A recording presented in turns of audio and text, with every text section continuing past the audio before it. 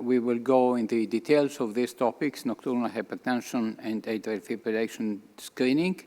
And Professor Pengo will talk about silent surgeries, unraveling the impact of nocturnal blood pressure fluctuations.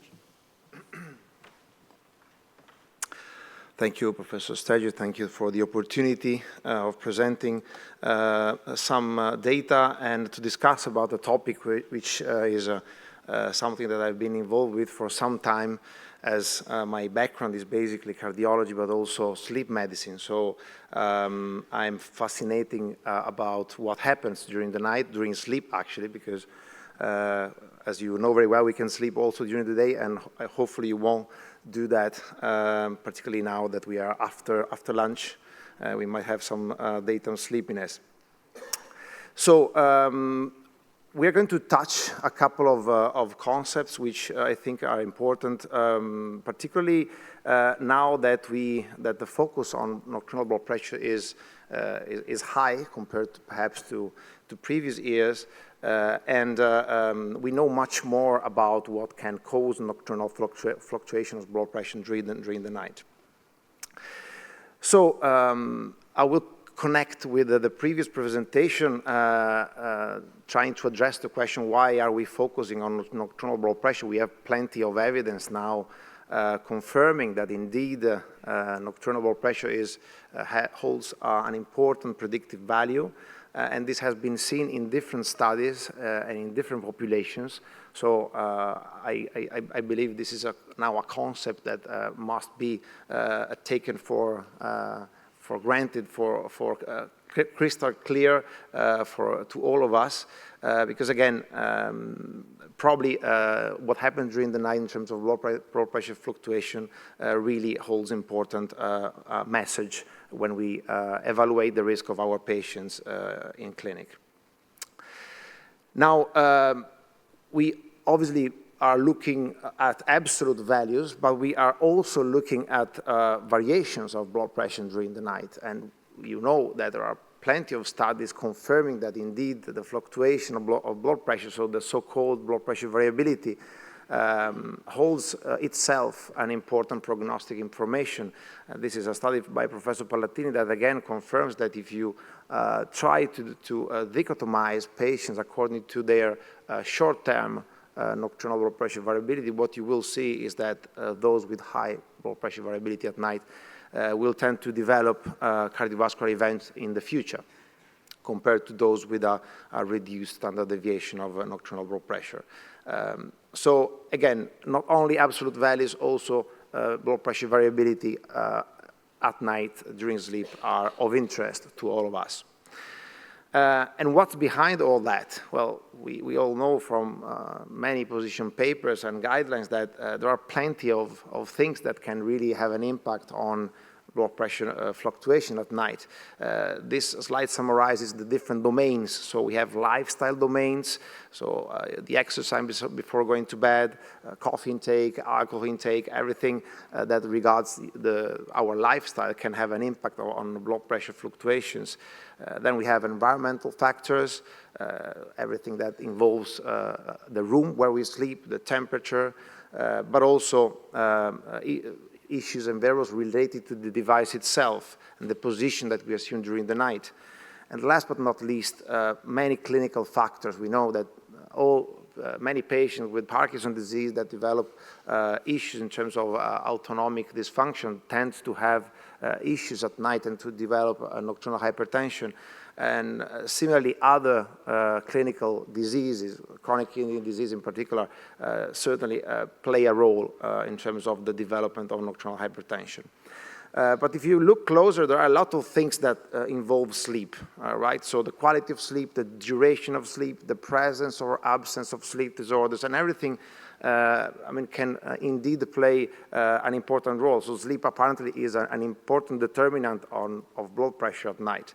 And we know this since ages, because Professor Mancia, back in the days together with the group in Milano, showed us quite clearly and stated that the most important factor that allows blood pressure to drop during the night is the presence of sleep. regardless whether it occurs during the day or during the night. So again, if we sleep, then our heart rate, our blood pressure tends to slow down, and we know that there are important implications that connect the sleep quality and sleep duration with nocturnal blood pressure. This slide summarizes how complex and intertwined the mechanisms are, because we have mechanisms related to sleep architecture itself.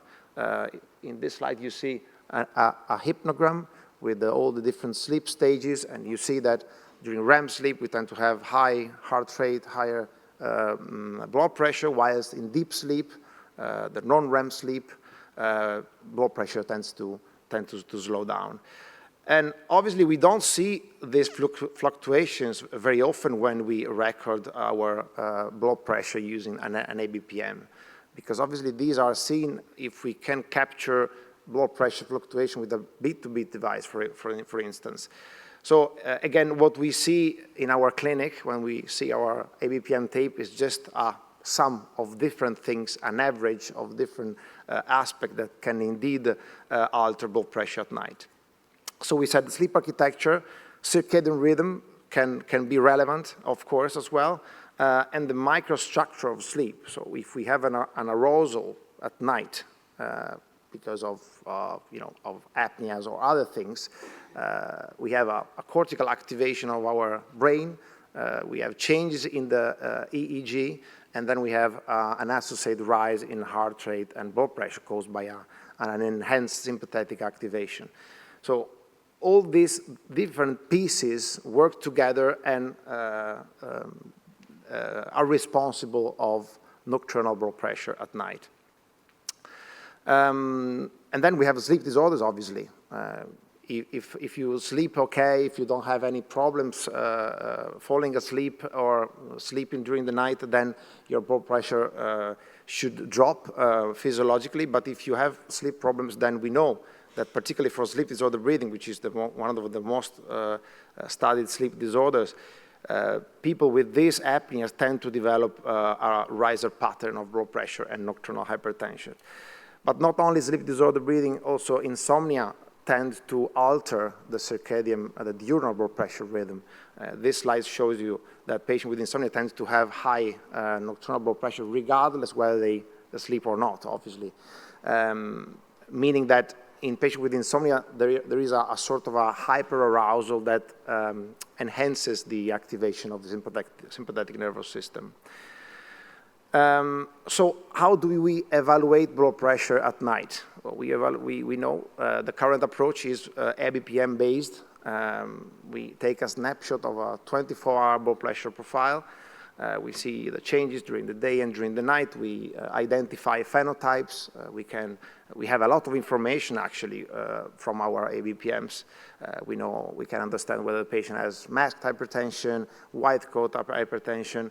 We can see blood pressure variability. We can see many, many things. However, this is just a snapshot. It's usually done on one day only. We have to assume that that day is the normal day for our patient, but usually it's not, because sometimes the patient can be bothered by the device, or perhaps on that night they couldn't sleep that much. So what you have is a snapshot again of your nocturnal blood pressure that you have to interpret in a way. So this approach certainly has some advantages, but do have some limitations as well. One of the most relevant is certainly the reproducibility of both nocturnal blood pressure and also the dipping pattern. If you repeat your ABPM a few times, you can see very different things. And again, this is something that we have seen also in clinical and research studies. Sleep disruption still represents a problem for some patients. Some patients cannot tolerate, cannot bother wearing the device overnight. And therefore, the ABPM is not always well accepted by patients.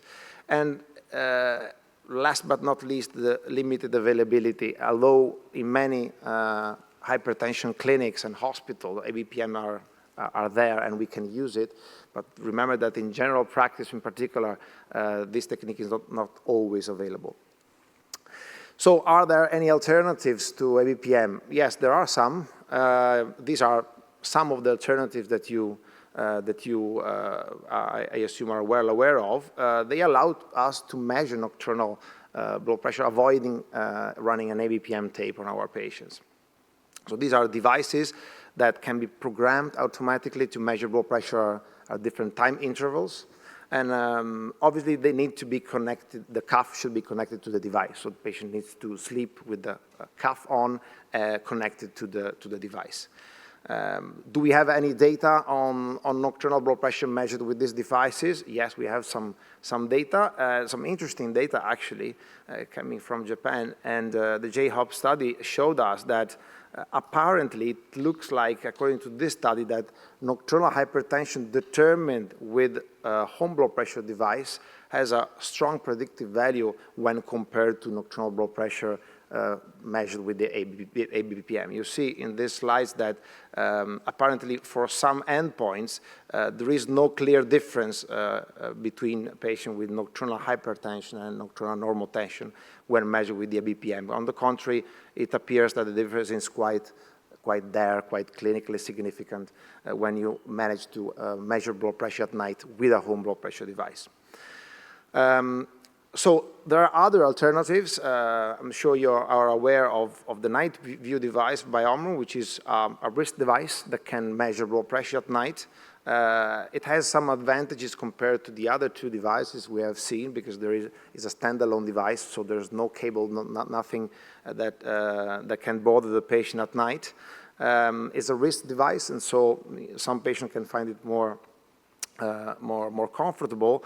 And there are some technical aspects that can certainly, that needs to be mentioned, particularly the structure of the cuff with a particular sigma cuff that improves the occlusion of the artery, and an algorithm for supine blood pressure measurement as well. So this device has been validated according to the ISO protocols, and apparently the blood pressure measured with this device passed the validation paper. We wanted to understand and to see if in clinical practice this device can be of help, and in particular if it can be tolerated by patients.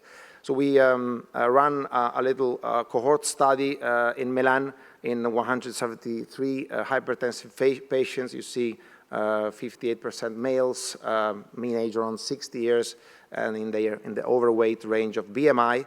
And you see that when we measured blood pressure as office blood pressure this time, so not nocturnal, there was a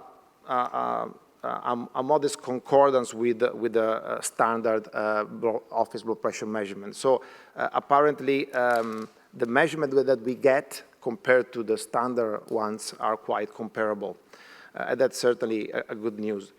We also wanted to understand whether this device was bothering the patient during sleep, and it was accepted during sleep by the patient. So on one side, we asked the patient whether they were disturbed by the device during sleep, and as you can see, all patients that use it for quite a long time, because we managed to follow these patients up after 1 week, after 6, and after 12 weeks. And most of them were happy with the device, and they could sleep with no problems. We also conducted a polysonographic study where we asked the patient to use the device during full polysonography. So we measured the EEG, and all the parameters that we measured during polysonography, respiration, oxygen saturation, etc. And as you can see from these artifacts, which represents when the device was working and performing the blood pressure measurement, basically the patient did not wake up. So there were no arousals prior,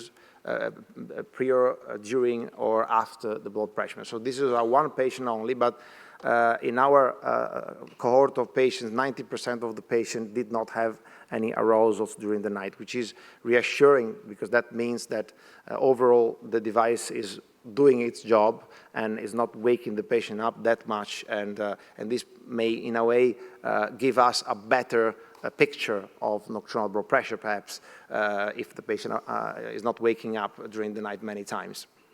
So we also performed a reproducibility study, which I will present later this afternoon, so I will invite you to come and discuss about this, because obviously this is a hot topic. It's something that might be useful for our clinical practice in the future. So it's good to have all feedback from colleagues, from expert colleagues like you about this topic. So to conclude this brief talk, I think that, again, we have seen that nocturnal blood pressure holds important information for stratify the cardiovascular risk of our patients. There are different factors that influence nocturnal blood pressure values at night. Certainly, the presence of sleep, as we have seen from the seminal studies by Professor Mancha, causes a nice drop of blood pressure at night, and the presence of sleep disorder can impair this drop. So the IBPM approach has allowed us to study blood pressure at night for many, many years. It has some advantages, but also some limitations, as we have seen. So we have now good alternatives that might be interesting and useful also for clinical practice. Future research will need to understand whether this approach can be, in fact, extended to clinical routine in the management of patients with hypertension. And I thank you very much for your kind attention. Thank you, Martino.